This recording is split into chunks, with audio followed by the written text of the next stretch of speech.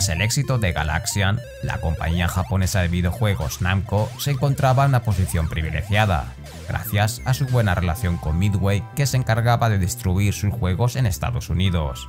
La empresa había logrado consolidarse como uno de los principales proveedores de juegos arcade a nivel mundial. Namco sabía que tenía que seguir creando nuevos proyectos para mantener su posición en el mercado y comenzó a trabajar en varios conceptos.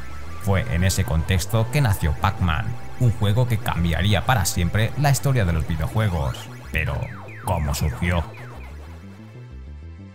La idea de Pac-Man surgió cuando Iwatani visitó una pizzería en Tokio y observó cómo una pizza sin una porción triangular parecía una boca abierta. A partir de ahí decidió crear un juego de laberintos en el que el personaje principal sería una cabeza redonda que se movería alrededor de un laberinto comiendo pequeños puntos. Inicialmente, Iwatani tenía la idea de crear un juego que atrajera a una audiencia femenina, ya que en esa época los videojuegos eran considerados principalmente como un pasatiempo para hombres jóvenes. Quería crear un personaje principal amigable y atractivo que fuera fácil de identificar y que pudiera ser disfrutado por personas de todas las edades y géneros. La forma redonda le permitió al jugador identificar al personaje como algo amigable y familiar, mientras que su boca grande y sonriente hacía que pareciera un personaje divertido y juguetón. El 22 de mayo se realizó la primera prueba de enfoque para Pac-Man, y en julio del mismo año se lanzó oficialmente al público japonés con el nombre de Puckman, nombre que proviene del sonido japonés Paku, sonido que se produce al abrir y cerrar la boca.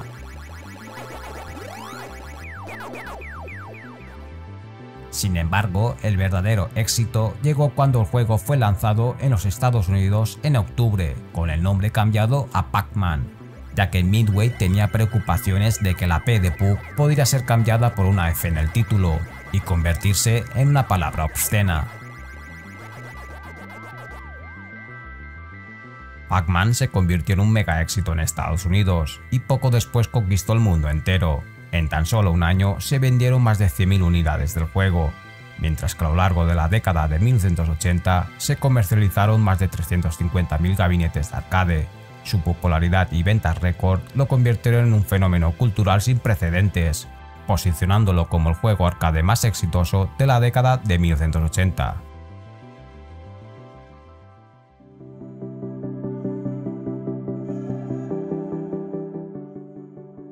Lo simple permanece para siempre. Pac-Man es uno de los juegos más icónicos de todos los tiempos gracias a su sencillez y jugabilidad. El objetivo es simple: guiar a Pac-Man a través de laberintos y comer todos los puntos en la pantalla mientras evita ser atrapado por los fantasmas. Es un juego fácil de entender pero difícil de dominar, lo que lo hace adictivamente divertido para jugadores de todas las edades y niveles de habilidad. Además de comer los puntos pequeños que se encuentran en el laberinto, Pac-Man puede comer objetos especiales que aparecen en el centro del laberinto. Estos objetos cambian cada pantalla o cada 2 pantallas, y tiene un valor en puntos que aumenta a medida que el jugador avanza en el juego. En cada nivel aparecen 2 veces los premios, y si Pac-Man pierde una vida cuando aparece un premio, este desaparece a la vida siguiente. Los enemigos de Pac-Man son 4 fantasmas que persiguen al protagonista a lo largo del laberinto. Durante el modo de demostración se presenta cada fantasma junto con una palabra que define su comportamiento o personalidad.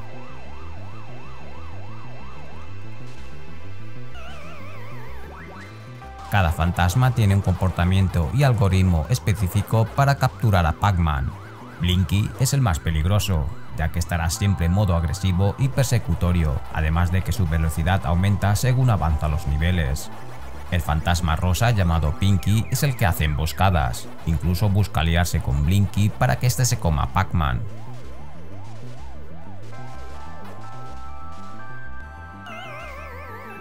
Inky tiene un comportamiento bastante aleatorio, ya que su programación se basó en el resto de los 3 fantasmas.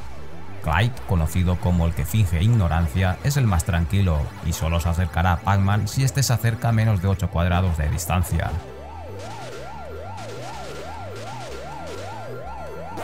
Los fantasmas tienen rutinas de persecución y momentos en los que cambian de dirección. Además, su velocidad puede disminuir al girar en las esquinas, atravesar el túnel o bajo los efectos de los puntos grandes. El juego incluye descansos entre algunos niveles en los que se muestran escenas humorísticas sobre Pac-Man y los fantasmas.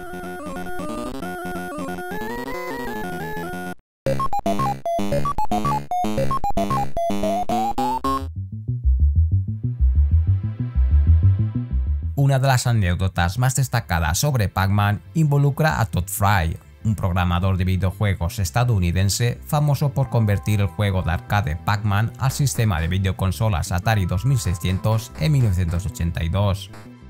Aunque las ventas iniciales fueron exitosas, no fueron suficientes, lo que resultó un excedente de 5 millones de cartuchos que tuvieron que ser destruidos. Este incidente es considerado como el punto de partida del cataclismo que afectó al mercado y de la crisis de los videojuegos en 1983. La versión de Atari 2600 presentaba molestias para los jugadores. Los laberintos estaban girados 90 grados, los puntos se transformaban en rayas, y los colores elegidos no eran agradables a la vista. Además, Pac-Man se volvía rígido, incapaz de mirar hacia arriba o hacia abajo. Otra deficiencia era la constante aparición y desaparición de los sprites que representaban a los fantasmas, los cuales perseguían a Pac-Man.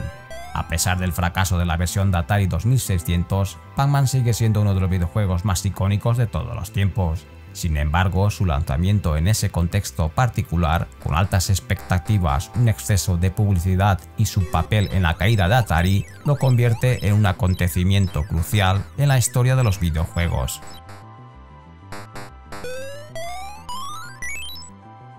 Durante los años en que Pac-Man era un gran éxito en el mercado, la compañía General Computer Corporation creó una versión no autorizada llamada Crazy Otto.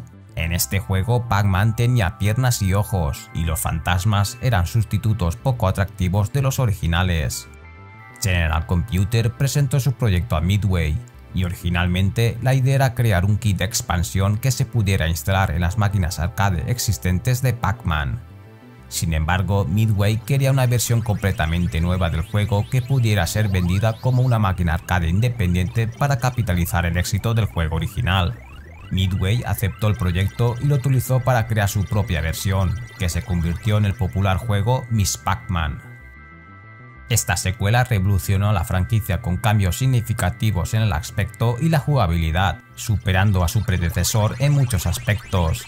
Su éxito fue tal que Namco decidió licenciarla oficialmente y convertirla en una parte integral de la franquicia Pac-Man.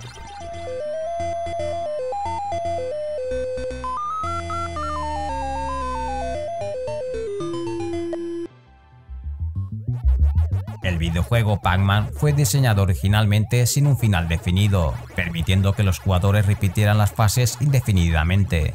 Sin embargo, los desarrolladores de Namco no anticiparon que los jugadores más experimentados pudieran superar un número de niveles que excediera la capacidad del registro de 8 bits, lo que provocó que los gráficos del juego se corrompieran y se bloqueara.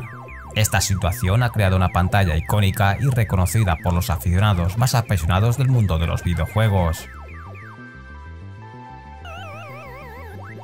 En total, Pac-Man tiene exactamente 255 pantallas jugables, siendo este el mayor número que se puede expresar con 8 cifras en el sistema binario. Aunque técnicamente existe un nivel 256, si se llega a él, la parte derecha de la pantalla aparece distorsionada con caracteres esparcidos por todo el laberinto, lo que hace que el juego sea prácticamente injugable. Esto ocurre porque el contador de nivel almacenado en un byte único llega a 256, cuando el máximo almacenable en un byte es 255, lo que produce un error de overflow. Los entusiastas de Pac-Man se refieren a este nivel como el nivel final, el nivel de la pantalla dividida o sencillamente como el final de Pac-Man. En 2015 se lanzó un juego llamado Pac-Man 256 que hace referencia a esta pantalla final, el cual es un laberinto sin fin.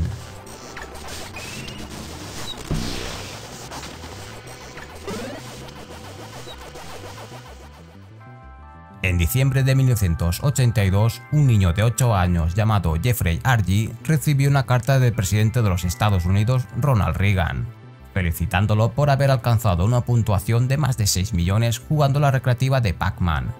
Sin embargo, cuando la asociación Twin Galaxies, encargada de registrar oficialmente los récords de videojuegos, analizó la prueba de Jeffrey, se dieron cuenta de que era imposible haber alcanzado esa puntuación. Contando todos los elementos puntuables del juego, el tope máximo de puntuación era de 3.333.360 puntos. Esta hazaña solo ha sido lograda por un puñado de jugadores a lo largo de la historia, y es considerada por muchos como el máximo logro que se puede alcanzar en el juego. Billy Mitchell es uno de esos jugadores que ha logrado la puntuación máxima. Este famoso jugador de videojuegos es reconocido por sus récords en títulos icónicos como Pac-Man y Donkey Kong.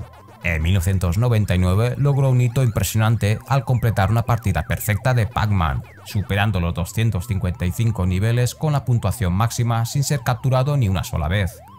El tema de los récords y puntuaciones ha sido objeto de gran controversia, incluso hasta el día de hoy. Mitchell fue acusado de no utilizar el hardware original, lo que resultó en la eliminación de sus registros. Sin embargo, después de una exhaustiva investigación, se determinó que no había cometido actos fraudulentos y había cumplido con todas las reglas establecidas para sus récords. Aunque la polémica en torno a Mitchell sigue siendo un tema debatido a día de hoy, en este vídeo no profundizaremos en dicha controversia y nos centraremos en sus destacados logros en la historia de los videojuegos arcade. Sin duda, Billy Mitchell tiene una habilidad especial en los juegos arcade y se ha ganado un lugar como uno de los jugadores más populares sobre Pac-Man. En 2007 se llevó a cabo en la ciudad de Nueva York el Campeonato Mundial de Pac-Man, organizado por Bandai Namco y Microsoft. El mexicano Carlos Daniel Borrego se convirtió en el primer y único campeón mundial de Pac-Man, después de vencer a otros competidores en una emocionante competición. El propio creador del juego, Toru Iwatani, otorgó el premio al ganador, y Carlos Daniel recibió una gran cantidad de premios, incluyendo una edición limitada de Pac-Man firmada por Iwatani. El éxito de Carlos Daniel Borrego en el Campeonato Mundial de Pac-Man no pasó desapercibido por las organizaciones responsables de adjudicar y coronar a los campeones mundiales de videojuegos. Twin Galaxies, el tablero electrónico oficial, lo nombró una superestrella en el año 2012 y emitió una tarjeta de colección histórica destacando sus logros y aspiraciones. Además, Walter Day, conocido como el creador de los sports, lo nombró una superestrella en el año 2020 y emitió una tarjeta de colección histórica reconociendo sus contribuciones al mundo de los sports en México. Con estos logros y reconocimientos, Carlos Daniel Borrego Romero se ha consolidado como una de las figuras más importantes en el mundo de los videojuegos y los sports en México.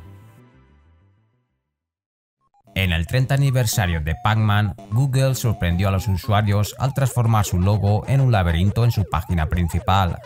Esta idea se volvió tan popular que los usuarios dedicaron una cantidad significativa de tiempo jugando o disfrutando de la animación, resultando en una pérdida estimada de productividad de alrededor de 120 millones de dólares para la sociedad. A pesar de esto, el juego se mantuvo en la página de Google para el disfrute de los usuarios. Además, en el año 2015, con la celebración del April Fool's Day, ofreció a los usuarios una forma divertida de jugar al Pac-Man a través de Google Maps. Las calles de una ciudad seleccionada se convirtieron en el laberinto del juego, permitiendo a los usuarios mover a Pac-Man y evitar a los fantasmas. Esta innovadora función se volvió viral en las redes sociales y, aunque fue concebida como una broma, resultó ser un gran éxito para Google. Desde entonces, la empresa ha continuado ofreciendo entretenimiento en sus servicios durante el April Fool's Day. El juego de Pac-Man es conocido por ser uno de los más versionados y adaptados a diferentes formatos. Ha sido portado a numerosos sistemas y también ha sido objeto de modificaciones y creación de juegos basados en él sin la licencia de Namco. En las versiones arcade oficiales, la diferencia principal radica en el nombre tanto del juego como de los fantasmas.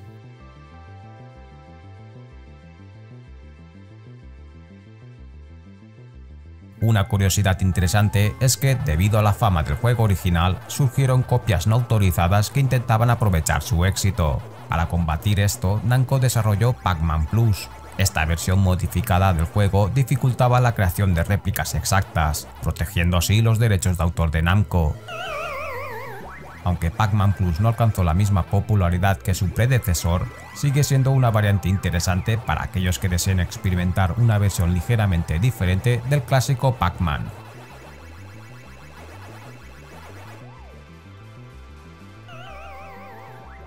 Además de las versiones oficiales, existen numerosas versiones piratas que han cambiado tanto el aspecto visual del juego como su comportamiento.